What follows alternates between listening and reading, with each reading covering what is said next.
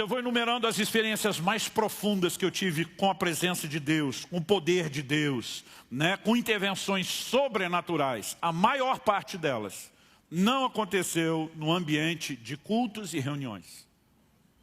Aconteceram em momentos buscando Deus a sós, nos momentos mais difíceis da minha vida. A maioria.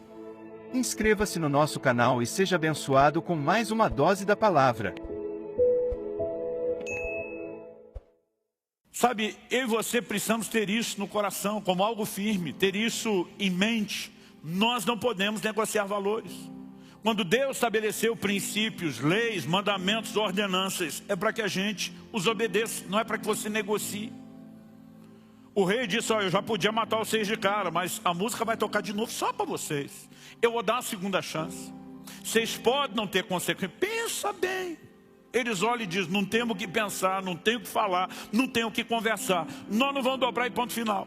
Se Deus quiser, Ele livra. Mas se não livrar, nós vamos permanecer fiéis. Ou seja, nós não estamos sendo fiéis só para ter o favor de Deus, que é livramento.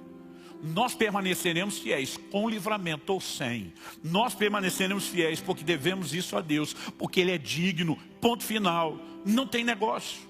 Apesar de terem vivido um extraordinário livramento, nós não podemos dizer que eles tinham garantia de que isso acontecesse.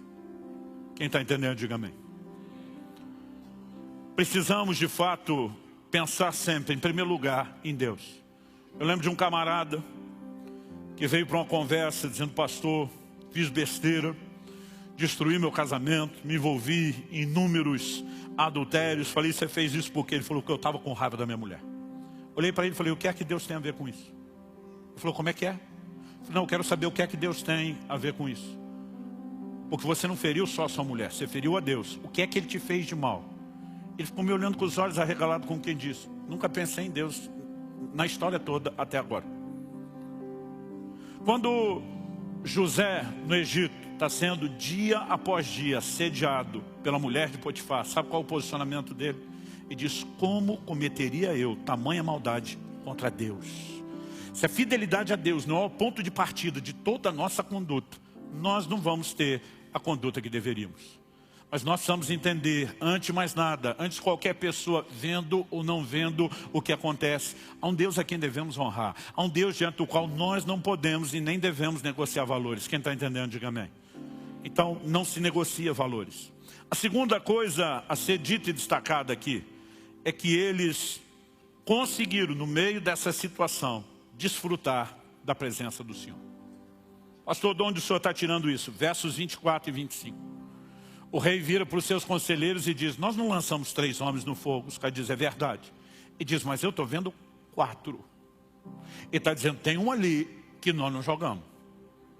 E diz, e ele é semelhante a um filho dos deuses. Ele não consegue explicar, mas ele diz, o quarto não é normal, o quarto não é comum, o quarto não é como os outros 3. Lá na frente, tentando explicar, quando ele bendiz o Deus Sadraque, Mesaque e Abdinego, ele diz, ele enviou seu anjo. Aqui ele diz, semelhante a um filho dos deuses. Eu e você precisamos levar em consideração o que é essa manifestação. O Velho Testamento tem muitas manifestações de um ser que é chamado de o anjo do Senhor. Mas sempre que você vê a palavra o, artigo definido, e não um artigo indefinido, um anjo. Quando você vê o anjo, preste atenção, que o que você tem ali não é um anjo qualquer. Isso é o que na teologia nós chamamos de uma teofania, uma manifestação do próprio Deus. É atribuído ao anjo do Senhor o nome, qualidades e ações que só Deus pode operar, que nenhum anjo pode fazer. Então, quando falamos dessas aparições de o e não um anjo do Senhor, há quase que um consenso entre os estudiosos comentaristas bíblicos que isso se trate de uma manifestação do próprio Jesus. Porque de acordo com as palavras do próprio Cristo, é Ele quem revela o Pai. E nós não temos motivo para presumir que Ele só decidiu revelar o Pai a partir do momento da encarnação. Então, eu particularmente acredito que quando Ele olha e não sabe explicar e diz, parece um filho dos deuses, e tem algum tipo de percepção que a mente não sabe explicar, que se trata do próprio Filho de Deus. Minha convicção pessoal é que o quarto homem na fornalha é uma aparição do próprio Jesus. Nós só vamos poder checar isso com certeza lá no céu. Mas isso é uma convicção firme que eu carrego dentro de mim. Agora vamos pensar. Pastor, o senhor está falando de desfrutar a presença, sim, porque a Bíblia não fala só da aparição. Não fala de alguém que é semelhante de um filme da Marvel, aparece lá, afasta o fogo, deixa todo mundo guardado. A Bíblia diz, eu vejo 4 homens que andam passeando no meio do fogo. Estão andando no meio do fogo. Gente, fala sério, é uma fornalha. Não é uma praça, não é um jardim, não é um shopping center. O que é que tem para fazer lá dentro? Por que é que estão andando dentro da fornalha? Eu imagino na minha cabeça o anjo do Senhor dizendo, vamos para as partes mais quentes da fornalha.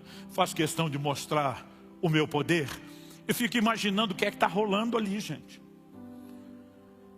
Nós não temos nenhum indício que sugira que demorou tempo demais. Mas quando eu olho para o fato deles estarem caminhando, andando, eu imagino, rolou um momento de muita descontração ali.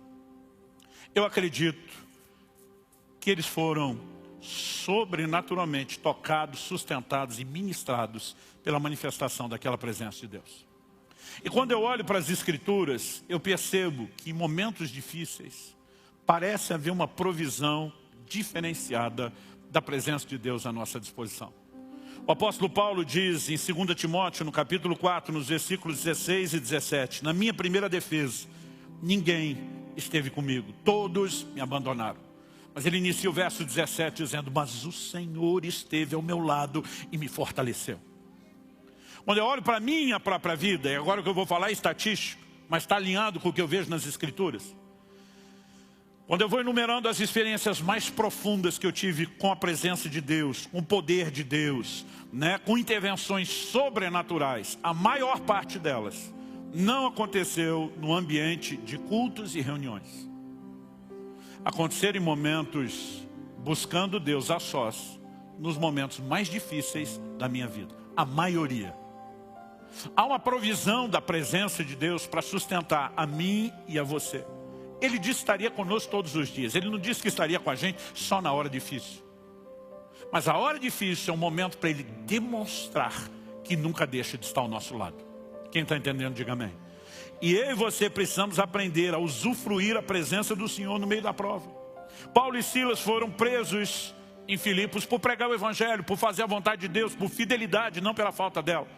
Passam por um julgamento injusto, sumário, seus direitos de cidadão romanos não são respeitados. A Bíblia diz que eles foram açoitados, ninguém cuidou das feridas. O açoite era uma punição severa, rigorosa. E a Bíblia diz que eles estavam ainda com os pés amarrados no tronco. O que para muitos sugerem que também não era nenhuma posição confortável. Mas a Bíblia diz lá pela meia-noite, esses dois não dormiam, não deixavam os presos dormir. Porque meia-noite naquela época, diferente de hoje, quando muitos de nós não fomos para a cama, era metade da noite mesmo. A Bíblia diz que eles estão orando e cantando louvores. Eu acho interessante que Tiago diz, está alguém entre vós aflito? Ore.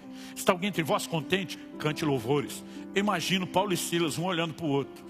E diz, estamos na prova, meu irmão, estamos aflitos, bora orar. Mas tem um motivo de alegria mesmo na prova, bora louvar. O importante é desfrutar a presença de Deus. Não há nada tão revigorante, tão fortalecedor. Não há nada que comunique aquilo que eu e você precisamos para enfrentar e sobreviver à prova, como a presença do Senhor. E eu e você precisamos aprender a desfrutar a presença dEle na hora da provação. Quem está entendendo, diga amém.